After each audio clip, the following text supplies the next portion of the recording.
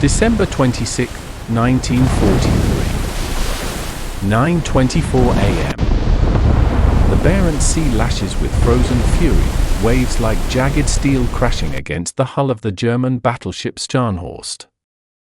Salt spray stings the faces of lookouts, their breaths fogging in the biting Arctic wind that howls through the rigging. Below decks, the thrum of massive engines vibrates through every rivet, men gripping their stations with gloved hands numb from the cold. Suddenly, a flash on the horizon, British shells scream in, exploding in geysers of white foam. The deck shudders. Alarms blare. Hearts pound in chests as the crew scrambles, the metallic tang of gunpowder mixing with the icy brine in the air. In this desolate, storm-tossed void, far from home on Boxing Day, the mighty Scharnhorst faces her first taste of fire, blind to the greater storm closing in. Picture the scene unfolding in grainy archival footage, the sleek silhouette of Scharnhorst cutting through the swells, her 11-inch guns swiveling like predators in the dim polar light. This was no ordinary warship. Launched in 1936 from the Wilhelmshaven shipyard, Scharnhorst represented the pinnacle of German naval engineering under the constraints of the Treaty of Versailles. Officially classified as a battlecruiser but often regarded as a fast battleship, she displaced over 32,000 tons, stretched 235 meters long, and could slice through the waves at 31 knots, faster than most of her contemporaries. Her armor belt, up to 350 millimeters thick, shielded vital areas, while 9 28-centimeter guns in 3 triple turrets could hurl shells over 40 kilometers. Add in secondary batteries, anti-aircraft guns, and torpedo tubes, and you had a vessel designed for hit-and-run raids, evading superior forces while wreaking havoc on merchant shipping. But Scharnhorst wasn't built in isolation.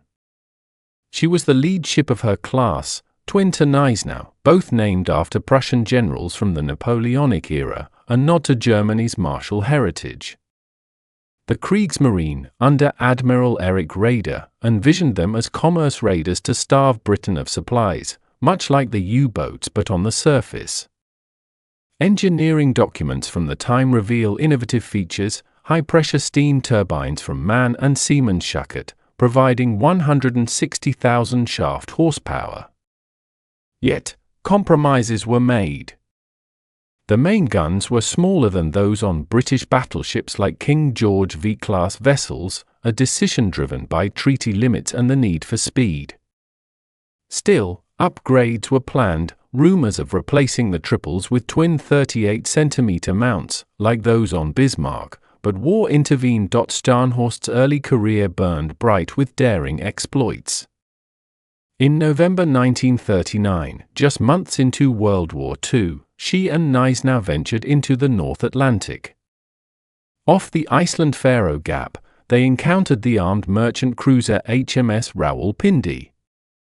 The British ship, a converted passenger liner, stood no chance. Scharnhorst's guns roared, sinking Rawalpindi in minutes, but not before her captain broadcasted their position, alerting the Royal Navy. The sisters fled, but the raid showcased their potential: fast, lethal, elusive. Imagine the tension on those bridges, crews scanning the horizon for British hunters, the constant hum of radar sweeps in later years, the salt-crusted binoculars pressed to eyes. By 1940, Scharnhorst tasted real battle. During Operation Weserübung, the invasion of Norway, she engaged HMS Renown in a fierce duel amid stormy seas. Shells whistled overhead, one struck Scharnhorst's forward turret, knocking it out temporarily. But she pressed on. Then came the infamous sinking of HMS Glorious on June 8, 1940. The British aircraft carrier, evacuating planes from Norway, was caught off guard. Scharnhorst and Gneisenau closed in, their guns pounding Glorious and her escort destroyers Ardent and Acasta. Over 1,500 British sailors perished in the frigid waters. Pilot memoirs from survivors describe the horror, planes tumbling into the sea, men clinging to debris as the German giant steamed away. Courage amid desperation, British torpedoes from Acasta even hit Scharnhorst, forcing her into dry dock for months. Repaired and restless, Scharnhorst joined Operation Berlin in early 1941, raiding Atlantic convoys. With Gneisenau, she sank or captured 22 merchant ships totaling over 115,000 tons. Visuals here could show diagrams of their routes, zigzagging across the ocean, avoiding Allied patrols. But the net tightened. British intelligence, bolstered by ultra-decrypts from Bletchley Park, tracked their movements. In February 1942, the audacious Channel Dash, Operation Cerberus, saw Scharnhorst, Gneisenau, and Prinz Eugen race through the English Channel under Luftwaffe cover. Mines damaged Scharnhorst twice, but she made it to Germany. It was a propaganda coup for Hitler, though it sidelined the ships from open ocean operations at now, shift to the frozen north. By 1943, with Bismarck's sunken Tirpitz lurking in fjords, Scharnhorst was redeployed to Norway. Her mission, interdict Arctic convoys supplying the Soviet Union via Murmansk. These convoys were lifelines, tanks, planes, food for the Eastern Front. German High Command, under Grand Admiral Karl Donitz, saw them as vulnerabilities. Pilot reports and U-boat sightings painted a grim picture: merchant ships battling pack ice, U-boat wolf packs, and Luftwaffe bombers. The cold was an enemy too, frostbite claiming fingers, oil thickening in engines. Scharnhorst arrived in Altenfjord in March 1943, joining Tirpitz. But inaction gnawed at her crew. Gneisenau, damaged by bombs, was out of action.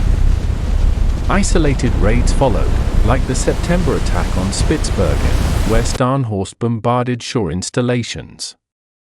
Memoirs from sailors describe the boredom turning to dread, endless drills, the perpetual twilight of polar winters, whispers of Allied superiority. Meanwhile, the Royal Navy adapted. Admiral Bruce Fraser, commanding the home fleet from Scapa Flow, orchestrated defenses. Convoys like JW-55A and JW-55B in December 1943 were heavily escorted. JW-55B, departing Lockheed on December 20, carried 19 merchants laden with war material. Fraser split his forces, Force 1, cruisers Belfast, Norfolk, and Sheffield under Vice Admiral Robert Burnett, shadowed the convoy.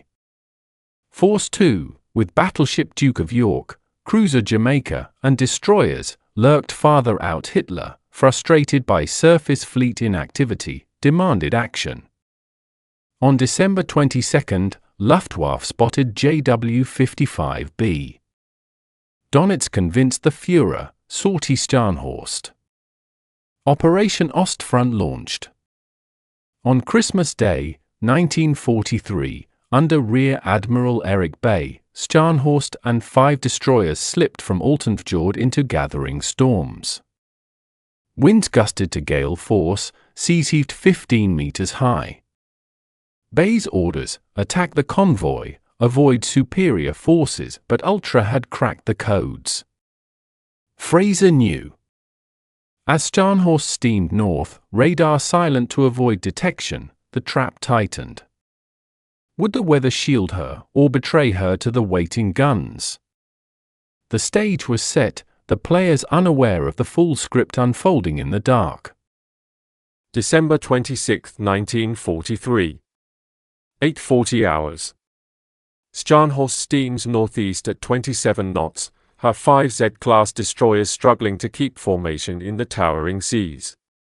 Snow squalls whip across the deck, visibility dropping to a few hundred meters. Salt ice cakes the guard rails, men stamp their feet to keep blood moving. Rear Admiral Erich Bay stands on the open bridge, coat collar turned up, eyes narrowed against the stinging spray. He has no idea that British radar has already painted his silhouette. The destroyers report engine strain, fuel consumption soaring in the head seas. Bay orders speed reduced slightly.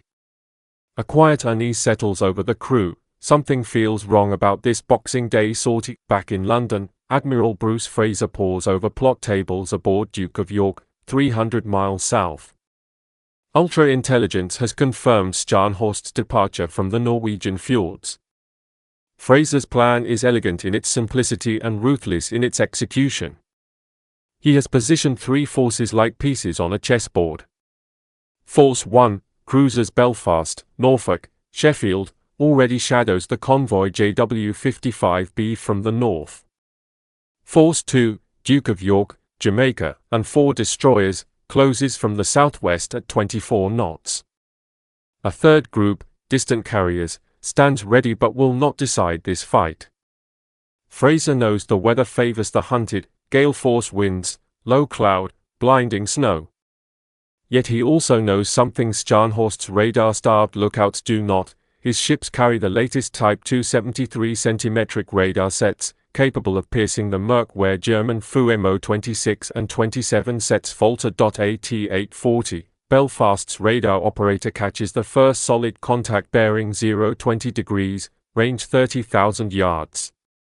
The plot confirms it, one large warship, course roughly 065, speed 28 knots, Scharnhorst herself. Vice Admiral Robert Burnett, flying his flag in Belfast, immediately turns his cruisers to intercept. No guns yet.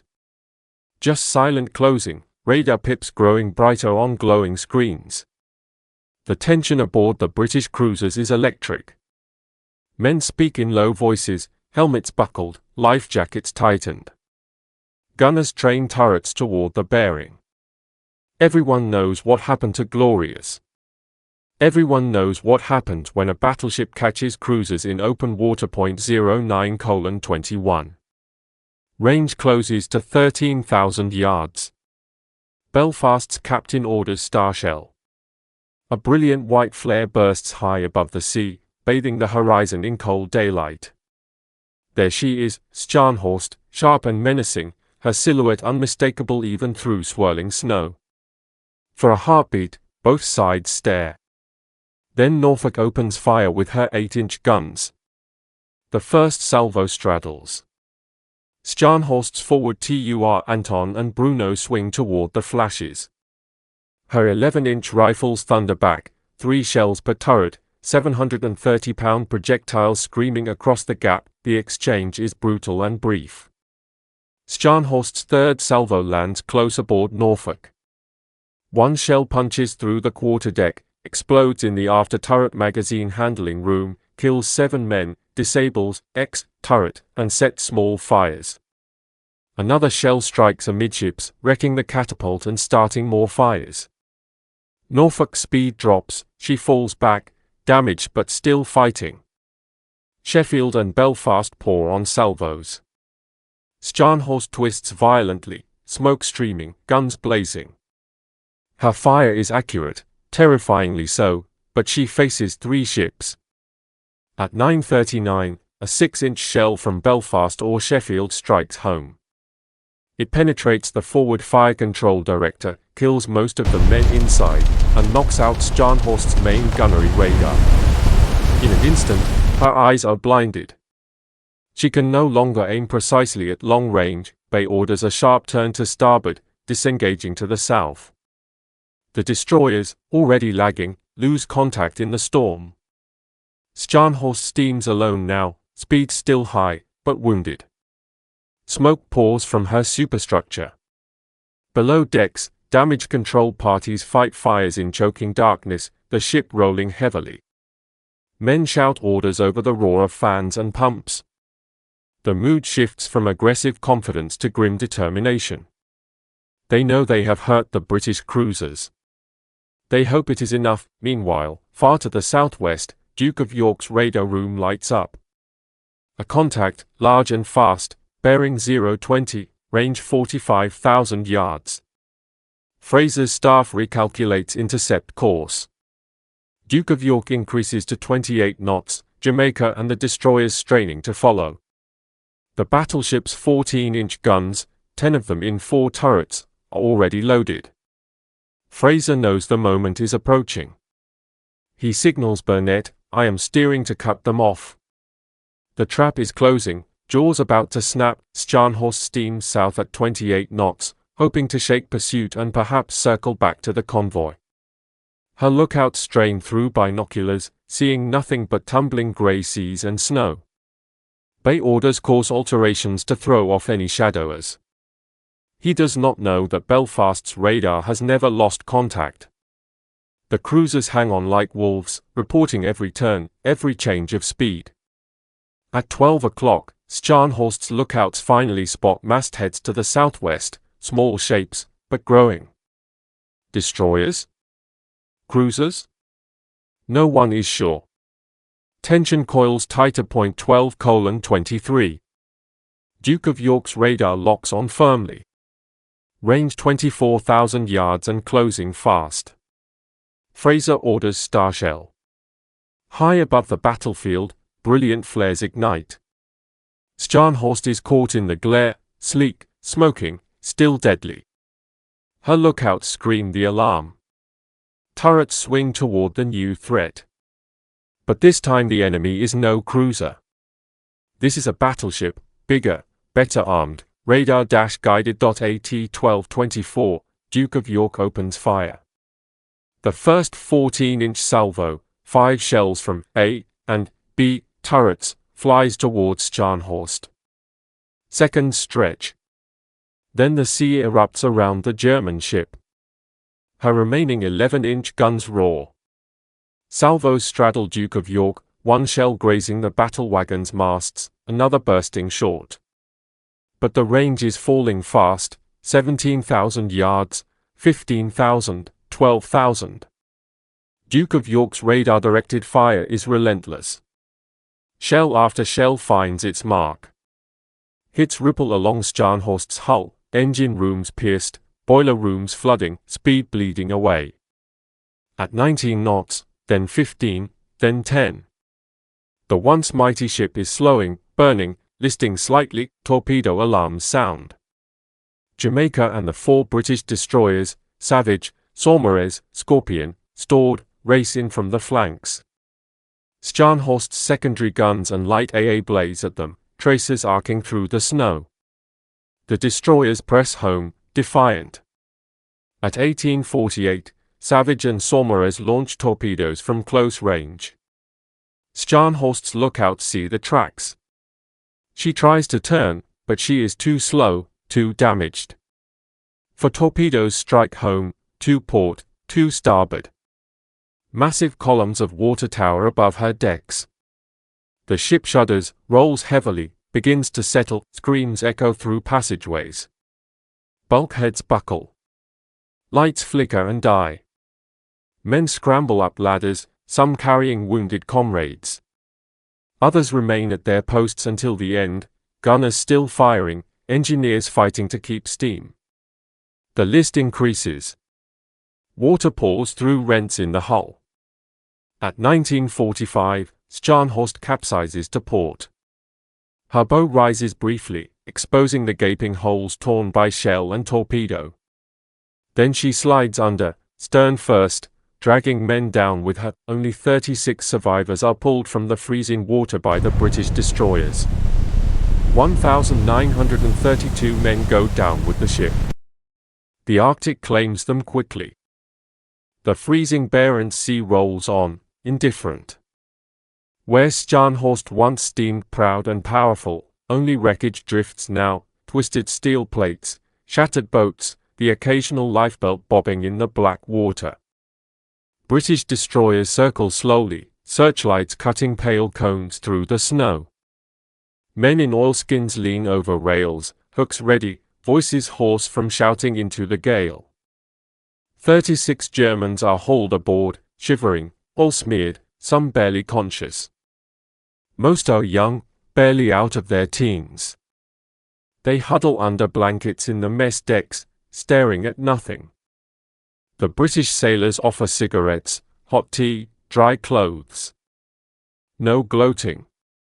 Just quiet respect for men who fought to the end. Aboard Duke of York, Admiral Fraser receives the final count. 1,932 lost. He stands on the flag bridge, hands clasped behind his back, watching the horizon where the action ended. No triumph in his face, only the weary knowledge of another necessary victory. He signals the home fleet, Scharnhorst sunk. Then, in a private signal to the Admiralty, the understated words that would echo through naval history, have sunk Scharnhorst. Dawn comes slowly on December 27th, grey, reluctant light filtering through low clouds. Convoy JW-55B steams on toward Murmansk, untouched. The merchant ships, battered by weather but safe from surface raiders, continue their vital run.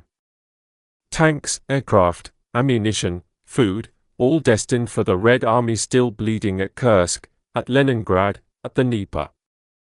Scharnhorst's failure ensured that lifeline remained open.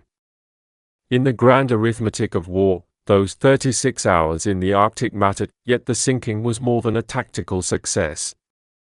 It marked the effective end of the Kriegsmarine surface fleet as a serious threat in the Atlantic and Arctic. Tirpitz remained in Norwegian fjords, bottled up by repeated carrier strikes and midget submarine attacks until she too was sunk by RAF tallboy bombs in November 1944. The dream of a balanced high-seas fleet, fast battleships raiding convoys, tying down British capital ships, died with Scharnhorst. Hitler's frustration with his surface navy, already deep, turned to outright contempt. Resources once earmarked for new battleships were redirected to U-boats, V-weapons, army divisions on the Eastern Front. The Kriegsmarine would never again sortie in strength. For the Royal Navy, the battle was a textbook demonstration of what modern command and control could achieve. Radar had stripped away the cover of darkness and weather. Ultra-intelligence had provided the where and when. Coordinated forces, cruisers to harass and report, battleship to deliver the killing blow, destroyers to finish with torpedoes, worked in near-perfect harmony. Duke of York fired 446 14-inch shells that day. Only 10 or 11 hits were needed to cripple Scharnhorst's machinery and fire control. The rest were insurance. Precision over brute volume. Technology over tradition. Lookouts on the British ships would later recall the eerie silence after the last salvo. No cheering. Just the low throb of engines and the slap of waves against hulls. They had destroyed one of the most beautiful warships ever built, a ship whose lines still draw crowds in model kits and naval art today. Yet beauty had not saved her. Speed had not saved her. Thick armor had not saved her. In the end, it was the invisible threads, decrypted signals, glowing radar screens, calm professional calculation, that brought her down. Scharnhorst's story is a stark reminder of how quickly the rules of naval warfare changed in the Second World War.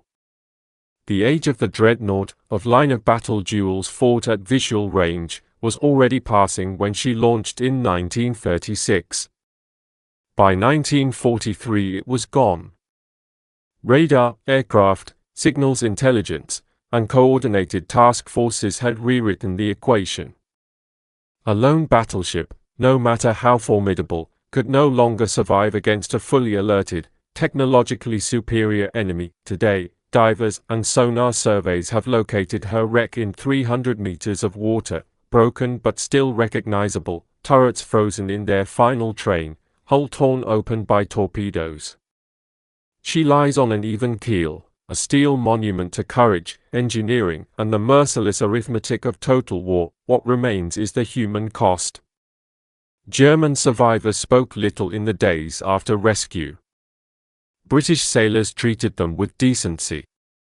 Many of those young men from Scharnhorst would spend the rest of the war in POW camps in Canada or Scotland, far from the Arctic storms. Some returned home years later to a defeated, divided Germany. Others never did. War is not glorious. It is cold, loud, terrifying, and final. Scharnhorst's last fight showed both sides at their best and their worst, unflinching bravery in the face of overwhelming odds, quiet professionalism in the delivery of destruction. It reminds us that even the mightiest ships are only steel, and steel yields to better ideas, better information, better coordination. If you've ever stood on a windswept coast and watched the sea, you know how small we are against it. Scharnhorst was mighty. But the ocean, and the men who mastered it, were mightier still. Thanks for watching this deep dive into one of the Royal Navy's most decisive Arctic victories. If you've got thoughts on the battle, on radar's role, or on what might have happened if Scharnhorst had turned back earlier, drop them in the comments. Which World War II surface action do you think deserves the same treatment next? Let me know. And if you found this worth your time, hit that like button and subscribe for more stories from the dark corners of naval history. Until next time, fair winds.